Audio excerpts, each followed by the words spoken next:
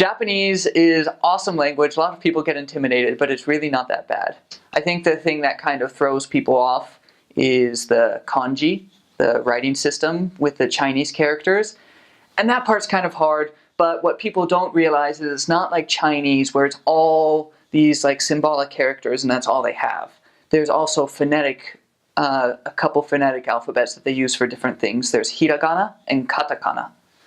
Hiragana is used for native Japanese words and sounds. So they use that for most of their words, and it's a completely phonetic alphabet, super, super easy to pick up.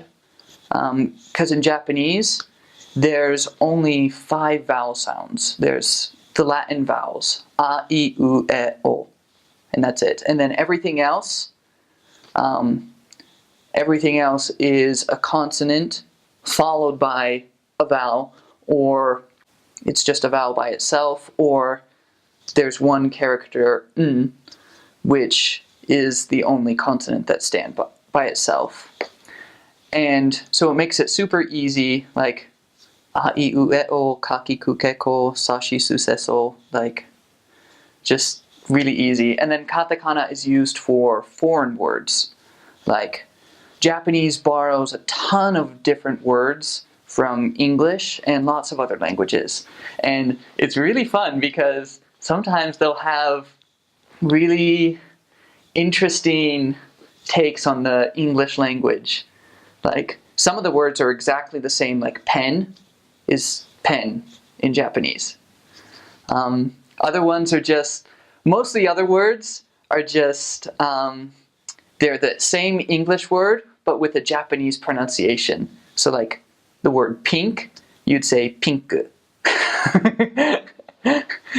And so you're just like saying the English word with Japanese sounds. Some of them get kind of out there though, like McDonald's is like, they'll either shorten it and make it really small, like maku, or they'll say something really big, long, and nasty, like makudonarudo.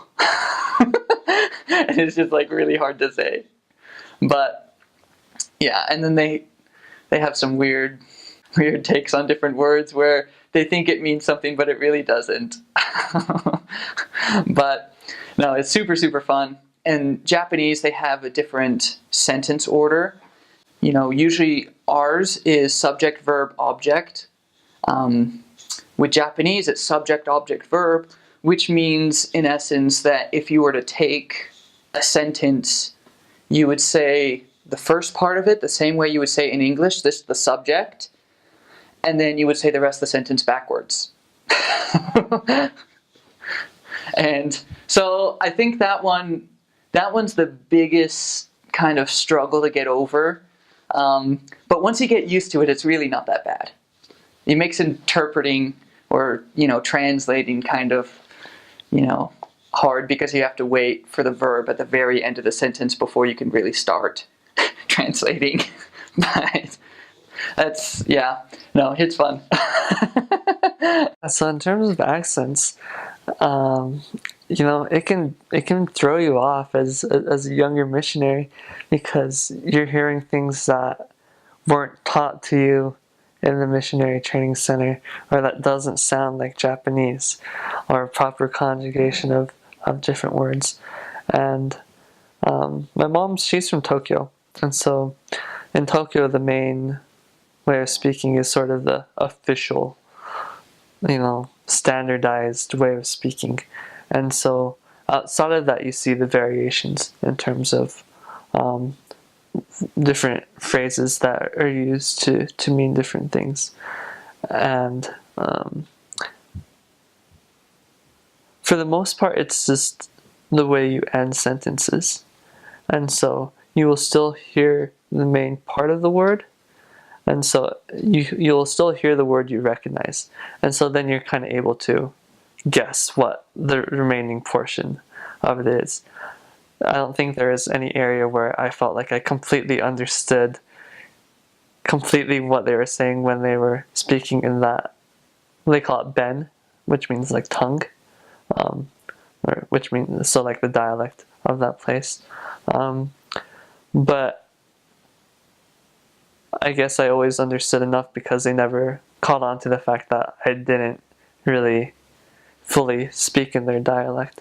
But my mom also said that it can be bad enough, and bad enough of a difference, that if you had a person from like a southern part of Japan and part from like a northeastern part of Japan try and speak together, and they were speaking just their native Ben and not like it's called Kyojungo, which means standardized language or standardized Japanese, that they wouldn't be able to understand each other. And that surprised me, to be honest, because I didn't really feel like it was that different. But most people, and I think all people, know how to speak the Hyojingo, and so you're able to, or they're at least able to understand. Maybe they're so conditioned that it'll come out with even without them trying to speak with their accent or their dialect. But you'll always be understood. I can't think of. Can you demonstrate like what it might sound in the Northeast compared to South? Like say the same like hello, how are you, in like two different kinds of accents. Yeah. So. Maybe? The biggest difference you probably see is between the mainland and Okinawa. Okinawa kind of has its own language, and so konnichiwa is the regular way you would say hello, but in Okinawa it's haisai, or please eat a lot, like dozo tabete kudasai, would be kame kame kogeki, which is completely different, and so. In terms of Okinawa, it's just a completely different vocabulary that you'd have to know. It almost seems like each prefecture has its own, because we'd say that there's Kumamoto Ben, Nagasaki Ben, Fukuoka Ben, and Saitama Ben, or wherever. Like each prefecture would have its own Ben. It's fun learning to know how to say things in different prefectures, and when you learn that, you kind of feel more of a bond with that place or that city that you're serving in, because you can throw in those small subtleties that make it unique to the way they speak. I'd say the biggest thing is just speak. Like, even though you're in the MTC, even though you're going to be a brand new missionary in Japan, and there's always going to be someone right next to you who like pretty much knows a lot more Japanese than you do, try to speak as much as possible, because that's how you're going to learn the language, is through speaking, is through listening, is through trying. I volunteer at the MTC a lot, and there's some missionaries who just don't even try because they're too scared to make mistakes. I saw that on my mission as well. There were some times that I was kind of like that, but I found that the times that I made the most improvement was when I tried to speak. And if I didn't know a word, I'd try to like explain my way around it and get to that word. And then sometimes the Japanese person would be like, oh, it's this little teeny tiny word. And you're like, oh, great, thanks. And then you try to write that down and then kind of study that. That was probably the biggest thing that I feel like a lot of missionaries don't always like do, is just try to speak as much as you can and do your best, and try not to worry too much about like your sentence structure and stuff like that. Like, you need to worry about it to a certain extent that you have it mostly correct. But if you're paralyzed by the fear of messing up, then you're not going to be very effective in communicating the message of the Lord. So just try your best. Try to speak as much as possible. Try to, as you're listening, try to be actively listening and try to understand, like try to pick out words that you know, try to pick out words you don't know, and try to like write those down so you can look them up later, or try to look them up maybe right then, depending on what situation you're in. If you're in the middle of sacrament meeting and you don't understand anything, sometimes it's not a bad idea to whip out a notebook and start writing down words you don't know, because that can be a really good way for you to begin to learn the language really well. But yeah, good luck, guys. You're going to do awesome. So the Japanese language is basically the opposite of English. The order is different, the letters are different, the way that you speak is different. But I don't know, I remember getting my call and everybody was telling me, oh, you're going to Japan, that's an impossible language. You're going to spend 2 years and you're still not going to know the language. And I don't know, I tried not to believe that. And I think that throughout my mission, more than I felt like it was difficult, I felt like it was amazing that we were learning it. We would meet people who had lived in Japan for years and years, and they spoke hardly any Japanese. And then we'd only been there a couple months, and we were speaking pretty fluently. And to me, that was just amazing. It was just kind of a testament to the power and the help that Heavenly Father gives us when we're learning a language. But Japanese, so there's just written Japanese, there's 3 different alphabets. There's one called hiragana, it's just the phonetic alphabet. And then there's one called katakana, which is the phonetic alphabet for words that aren't Japanese. So for example, like McDonald's, they don't say McDonald's, they say McDonaldo, and they would write that in katakana. But any Japanese word is in hiragana. And then they have the characters, the kanji, which that takes years and years to learn, I think. And as a missionary, you learn some of them, but they're not super vital to your everyday activities. In the Book of Mormon and in anything that you'll have to read, they'll have the hiragana written by the kanji so that you can know how to pronounce it. As far as speaking goes, the order is typically, I haven't thought about this in a long time, but the order of sentences is typically subject, object, verb.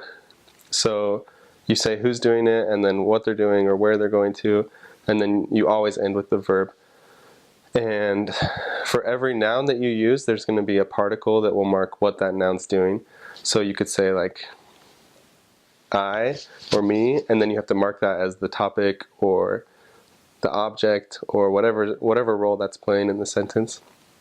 And then you always end with a verb. And with the verbs, there's a bunch of different ways to end verbs to change what you're trying to say. So you can say like I did go or I didn't go, or I want to go, or I think I should go, and all of those, just you change those at the end of the verb. So I should give an example maybe.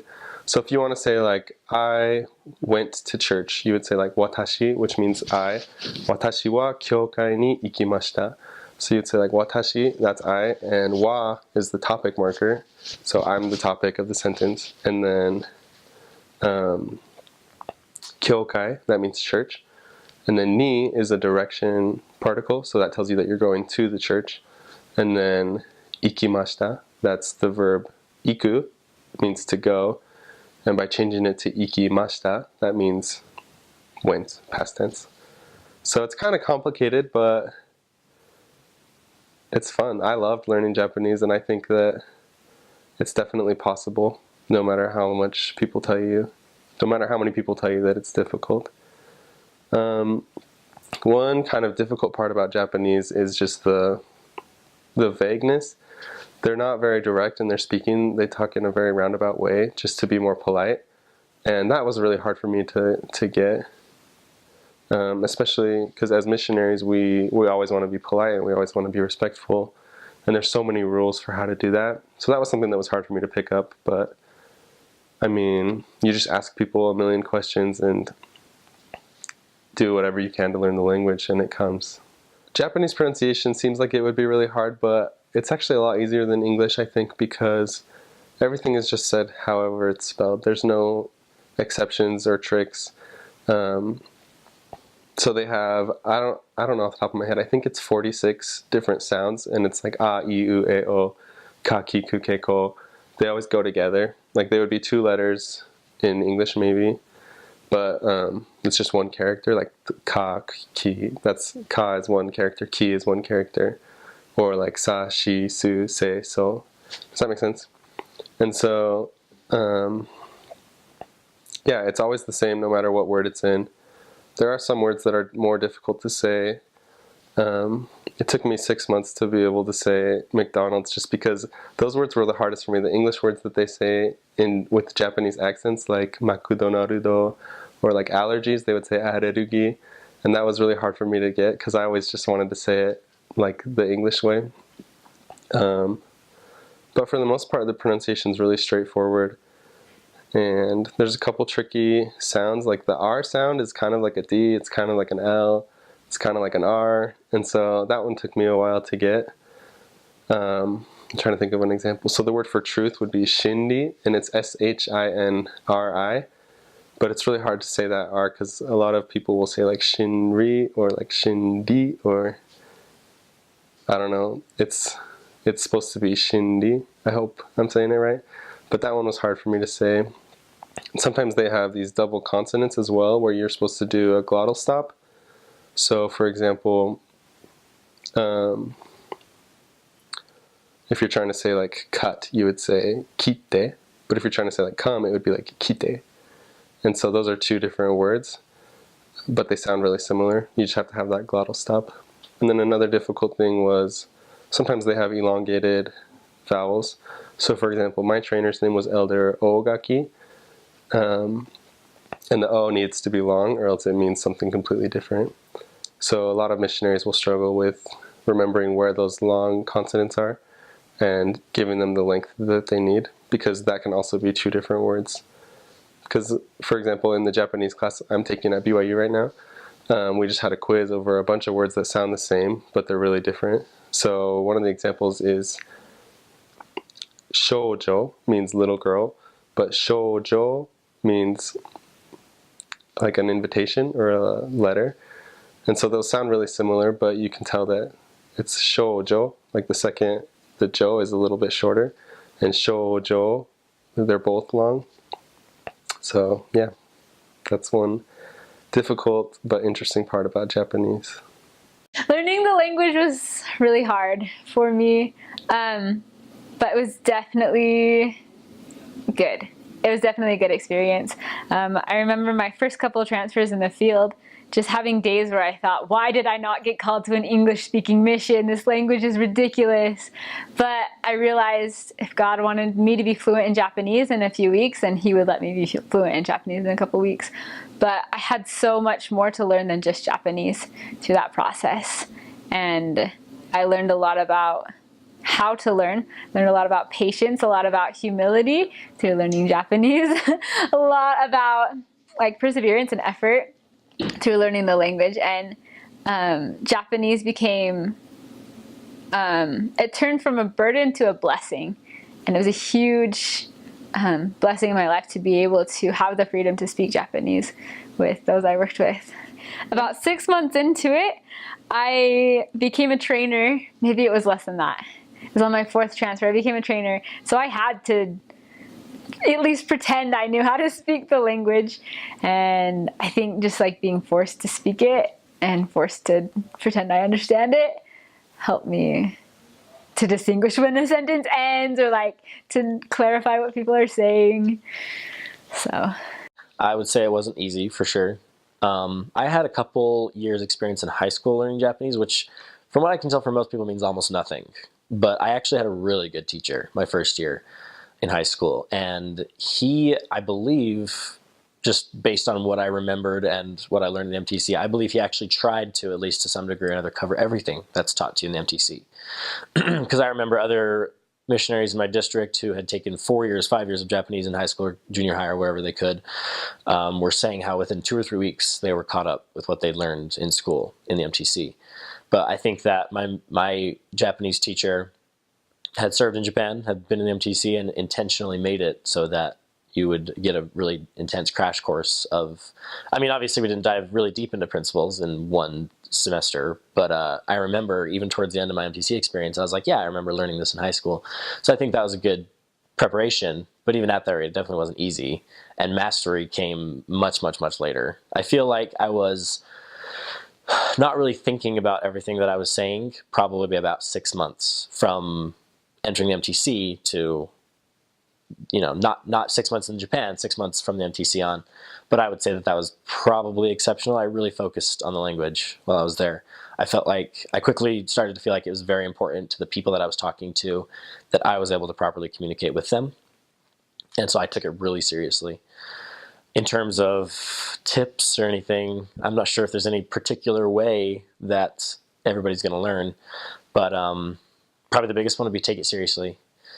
Know that the people in your mission, if they can tell that you have put a lot of effort into learning their language, they will respect you for it, and they're going to trust you more. That was especially true in Japan, I feel like. I can't speak for other countries, of course, but I feel like it was really true in Japan because, probably like many parts of the world, America is a focus. They are required to learn English in their schools, which we're not required to. Well, most schools aren't really required to learn language at all, a different language. And if we are required to learn language, it's your choice. You can learn German, Spanish. Japanese is rare, I'd say, in most schools. And so when they saw you, instead of expecting them as Japanese people to be learning about America and learning English, learning Japanese and learning about Japan and learning about them and taking your time to focus on them instead of yourself, which I think most people view America as very selfish, they really appreciated it. And I felt like learning the language well was one way to show that you cared about them. So that would be one major tip, is to take it seriously. And I think it's a way of showing love to the people that you're with, is to learn the language well. Other tips, I guess, would be more semantics, more sort of less generalized tips. But I felt that a lot of people focus on vocabulary. Of course, you have to know vocabulary. If you hear a word, write it down, learn it. But realize that expressing yourself, really saying what you want to say, thinking, oh, I want to say this in English, how do I say that in such and such language, is going to be based on grammar principles. It's not going to be based on vocabulary. Vocabulary is easy. Vocabulary is simple, put things together. And so we had this famous yellow book in Japanese, and there was like the light blue one was the intermediate one, and then there's a red one that was the advanced one. That was the vocabulary book. It was the Bunpo book. That's, grammar in Japanese. That a lot of missionaries never took the time to really pay attention to at all.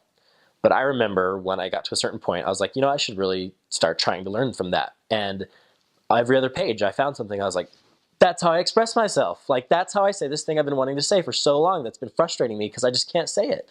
You learn what it's like to be a 2-year-old because they want to say things, I'm sure, and they can't say them because they don't know how. But that's how I felt. And I was reading through that grammar book, not just vocab.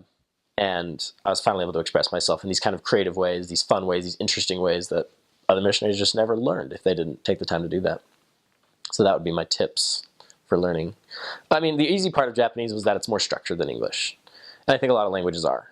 But other than that, you're learning character-based language, the order of sentences is different. You really got nothing to go off of, so it's hard. You got to take the time. I love languages. And I feel like I have a natural... I can't think of the word. Natural aptitude for learning languages. And so I was really excited to learn Japanese. I didn't know anything about it except for that one song that my aunt taught us in primary. And I remember before leaving, there was a man in my ward, and he got me this little, Japanese in a Hurry book, and I kind of looked at it and tried to, figure some stuff out. But I didn't really learn anything until I got into the MTC. And so Japanese is, well, first of all, it has 3 different writing systems. One is called hiragana, one is called katakana, and one is called kanji. And kanji is the Chinese characters. And I think that in daily use, most Japanese people, the ones that they use in newspapers and stuff, the ones that you're expected to know, I think there's about 2,000 of them. And then that could be wrong, so if it's wrong, don't quote me. But that's what I'm remembering. And then beyond that, there's so many more that you can learn, but those are the ones that they teach in grade school, I think, or something. And then katakana is a system, it's a syllable-based system. It's ka, ki, ku, ke, ko. And it's used for foreign words that they've adopted. So in Japan, instead of they don't have a word that means Merry Christmas, they say Merry Christmasu. So they use that English word. And if they were to write it, they would write it in katakana. And then there's hiragana, and that is a similar system. It's also based on syllables like kaki, kukeko, but it's used for Japanese words, and they use it in combination with the kanji to write. So in the MTC, we learned hiragana and katakana because they're simpler. There's I don't know how many of each. And then we didn't really focus on kanji because there's a lot of them, and what we wanted to focus on more was listening and speaking, because that's what we were going to be doing every day with the people. And so things about Japanese, it's the grammar pattern for Japanese is subject, object, verb, whereas in English it's subject, verb, object. So in English we would say, I go to the store. Subject, verb, object, or preposition phrase, whatever. In Japanese they say, I to the store go. And so the verb is always at the end of the phrase, which is really hard to change the way you think. And if you try to think in English and translate into Japanese, you can't do it fast enough to communicate with anyone.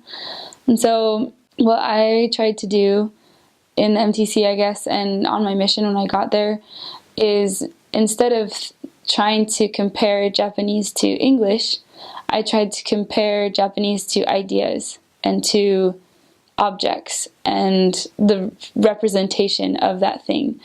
Like in English, when I say tree, I have an image in my mind of like a few or two, not two, I guess maybe five. You draw like the trunk and then the fluffy, like that's like the image of tree. So when I was learning Japanese, instead of saying ki is the word for tree. So instead of saying ki means tree, I would go ki means that image. And that, I think, helped me a lot in learning the language in a way that I could communicate quickly with people. So I think that is a good thing to do, I guess. Something that's hard in Japanese is particles. So in English, and I can talk about this for a long time because it's language and I love it, but it doesn't really matter. In English, we don't really have anything that's equivalent, but the closest I think I could get is the word I and me. Like they both mean the same thing, but we use them in different places. I you use as a subject, whereas me you use as an object. And in Japanese, instead of having two different words, they say I wa and I wo. So like if the word was I in English, that's what we would do. But the word for I in Japanese is watashi. So watashi wa, the wa makes it mean I, whereas watashi wo, the o makes it mean me. And they do that with every word. So you can change the order of things in a sentence, but because it has that marker, you still know what they're saying. And that is something that's hard to get used to. Like, I don't know, another thing that's different about Japanese is they don't often say the subject of the sentence. So instead of saying, I want this, they'll just say, want this. And it's assumed that you're talking about yourself. And they don't ever say you, because that's not very polite. Like the word anata means you, but they don't often use it because it's impolite. And so instead, like, you'll speak in third person about the person that you're talking to. So I'd be like, Rebecca-san wa dou omoimasu ka? Instead of saying, anata wa. Like, I would say, what does Rebecca think? Instead of saying, what do you think? And it's just different to get used to. Yeah, I don't know, but I love the Japanese language, and I really love the meaning that kanji, the Chinese characters, adds. Because if you know the phrase, a picture is worth 1,000 words, then if you apply that to kanji, like it is a picture that represents a word, and that picture brings so much more to the word. So something that I love is the kanji for love. I is made up of the kanji for heart and the kanji to receive. And so love means like receiving heart. Receiving your heart, receiving someone else's heart means love. And I just love the depth that adds. And there's the same thing goes for like iu means to say, and the kanji for that is originally made up of the kanji for heart and mouth. So to say something means to put your heart through your mouth, like to express your heart through your mouth. And it's just like so cool. Once you get into studying kanji, it's so much, there's so much there to add to the language, and it's just really edifying. This is kind of one thing that I still use, and I use in my mission, is just note cards. One side is a word, and the back side is the definition in English. So I would just go through these and memorize them all the time, and I still try to. I just don't have as much time now, but it really helped. The way I would get these words, though, is I would hear people talk, and if I didn't understand a word, I'd pull up my planner and just write it down. And that really worked because, I mean, there's a lot of times where words will come out and you may think you know the definition or you may not. And so if you're unsure, just write it down. Other thing, always pray in Japanese. Make a friend, like a really good friend, like someone that you can talk to about anything. Like whether it's a member, an investigator, or just a kid that you see a lot. Like, I don't know, just someone that is willing to speak to you in Japanese no matter how much you botch it, because they will talk back and you'll learn from that, and they'll kind of help you learn a lot. So basically every area I had a friend, and I feel like it helped me like so much, like with learning the language. Praying for the gift of tongues, that's like the number one thing. Like, you can't do anything without the gift of tongues. Like, I mean, it's not gonna say that you're gonna speak perfect Japanese. It's gonna, basically the gift of tongues is gonna enable you to communicate with them through the Spirit, you know? And you need that, because I mean, speaking good Japanese is great and all, but like speaking through or teaching through the Spirit and with the Spirit is the most important thing. So that's like number one. But you know, obviously not everyone's gonna be satisfied with that. You need to like learn the language too. I mean, you have to do your part in order to get the blessings of the gift of tongues. Like thinking in Japanese all the time. Like when you know, if you're not talking to your companion, like, I mean, you're not always going to want to speak Japanese to your companion if he's a foreigner. But if they're Japanese, like work out a system where you can speak Japanese to him, or all Japanese, whichever he's comfortable with. But if you're with another foreigner, always think in Japanese. Like, try your best to just do it, because it helps it become more like second nature. Just like, you know, what's this in Japanese? How do I say this in Japanese? Just boom, boom, boom. So it's like those things probably, it's what I would say.